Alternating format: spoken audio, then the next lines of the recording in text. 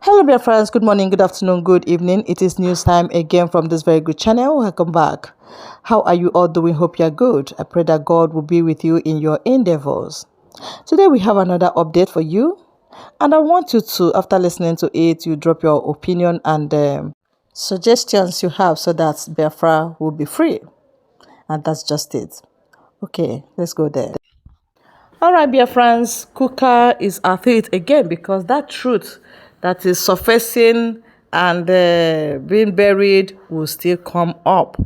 It is not a lie. Nigeria is in mess.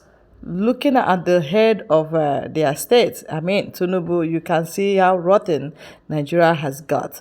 Tinubu is not somebody that's supposed to be a leader because he is fraudulent. How can a fraudulent being be the leader of a country? A person without conscience? How can it be? What are you expecting from such leadership, if not rotten and worst state of corruption? What Kukah said and the reactions of both Yoruba, Igbo, and Hausa people will shock you. Yes, I have to leave this video here. I don't want to say much so that you get the information directly. Thank you. This one is from the leak. He says, snatch it, grab it, and run with it. I think he's referring to the statement that came from Tinubu in the build-up to the 2023 presidential election. This one is coming from Chidebere Ifine. He said, oh, he can now speak up. Interesting. But let me quickly remind this Chidebere that Reverend Kukah has always spoken up. But again, I think this will take me to the statement that came from, I'll play the video anyway, but this will take me to the statement that came from Reverend Alfred. Let me play the video of Reverend Alfred and we'll come back to further this conversation. Killing hundreds in Plateau and Benue with the worst massacre claiming 47 people.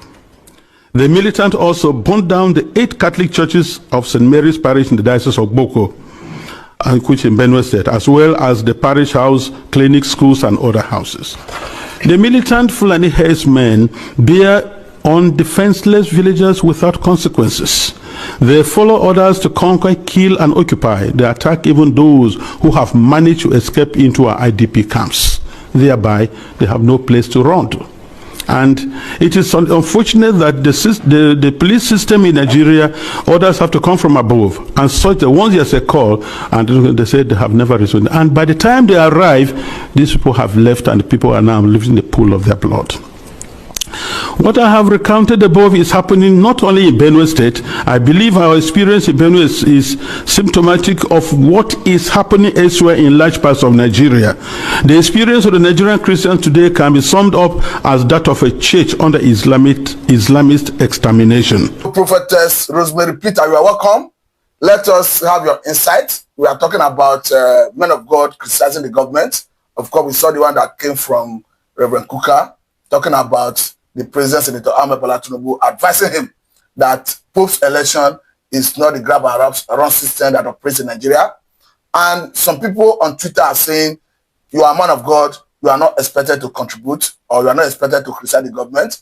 We have seen how the Tinubu government gave him appointment in Kaduna State, but that's not to have deterred him from, of course, criticizing. As a woman of God, do you think Reverend Kukah, as a man of God, is justified to criticize Tinubu in this regard? Let me get your take. Okay, I think Reverend Kukah is justified. Bible says, let your nail be nail and not your yes be yes. As a child of God, he's a light. Darkness cannot comprehend light. Darkness cannot comprehend light. As a child of God, he meant to advise anybody that's not getting it right.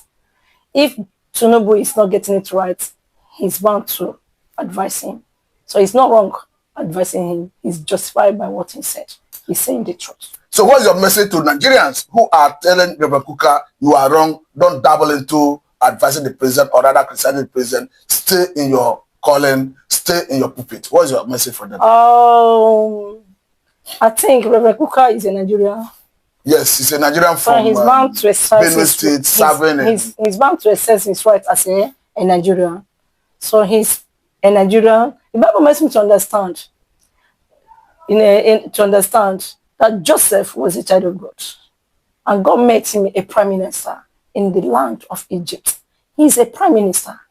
So he has right to contribute to anything that has to do in this country because he's what?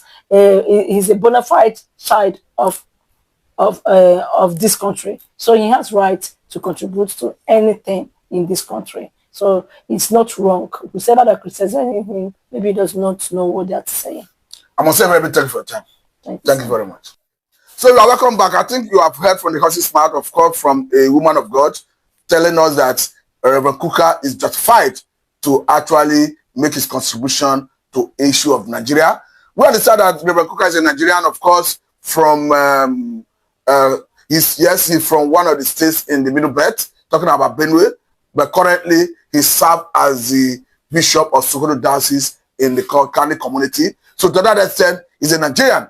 Of course, if Reverend Kukah decides to contest election in Nigeria, he's eminently qualified.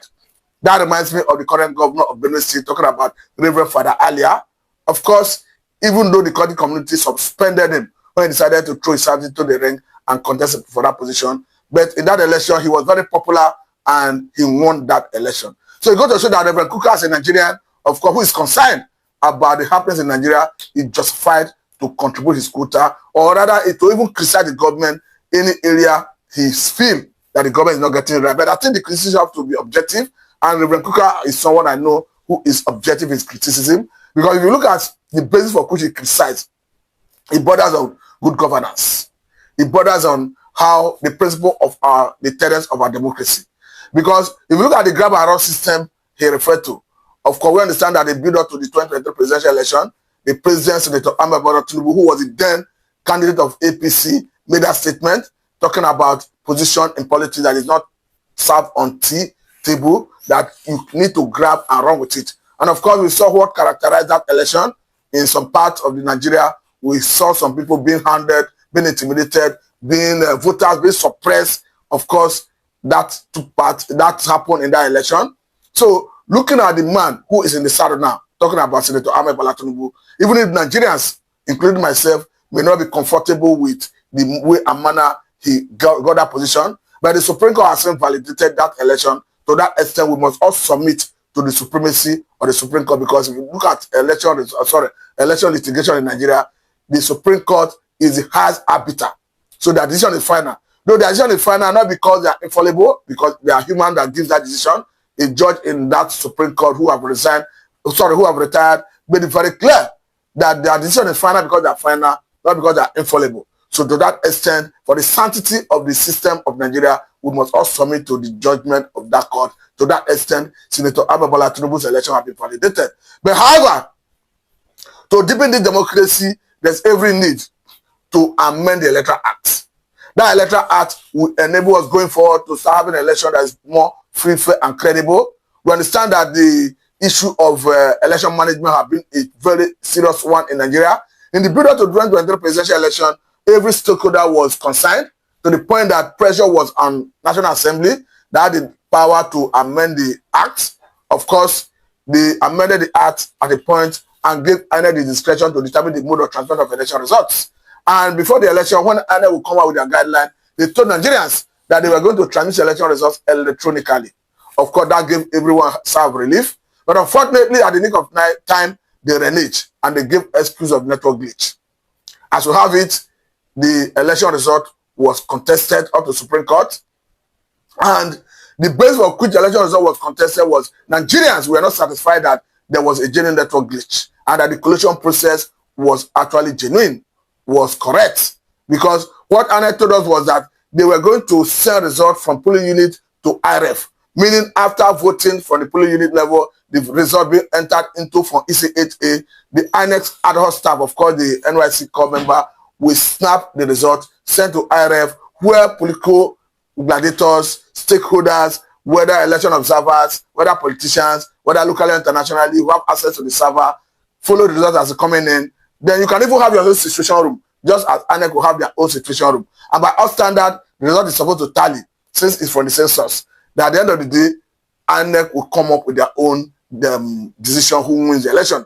But all that we didn't see happen because INEC reneged in their promise. That's why we are calling on the stakeholders, particularly opposition political party leaders like P2B, like Atiku, like Kwankwaso, like Lamido, the former governor of Jigawa State, like the former governor of Kaduna State, talking about Lasi El-Rufai, Baba Chilawa, the former governor of Secretary to Federal Government, to put pressure, to govern Nigerians, to put pressure on the National Assembly to amend that Electoral Act further, particularly Section 82 that deals with the mode of transfer of election results. Because until you do that, I must tell you that if we go into the next round of election with this current status quo, we are coming back to sing the same song. A situation where Nigerians will not be satisfied with the election process or rather the collation. Because the problem is that the politicians will allow you to vote.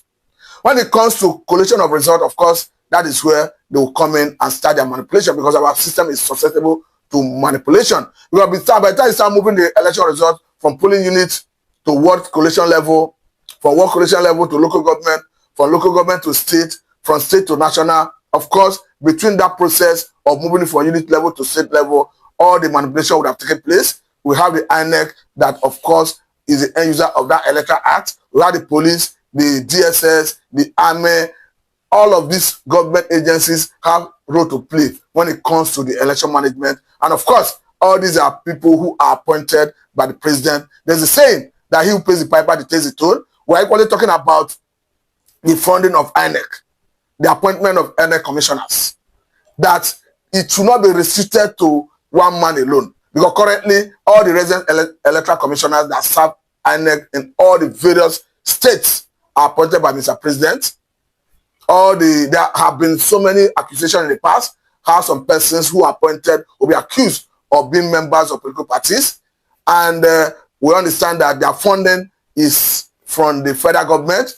So a situation where the INEC chairman go cap in hand to the president asking for funds makes it susceptible to manipulation by the power that gives him that money. That's why we are saying that the funding of INEC going forward should be first line charge. Of course, I understand that that is the funding of FEMA, talking about Federal Road Maintenance Agency. So if their funding is first line charge, it's constitutional, it is drawn from an agency of government or rather funding source.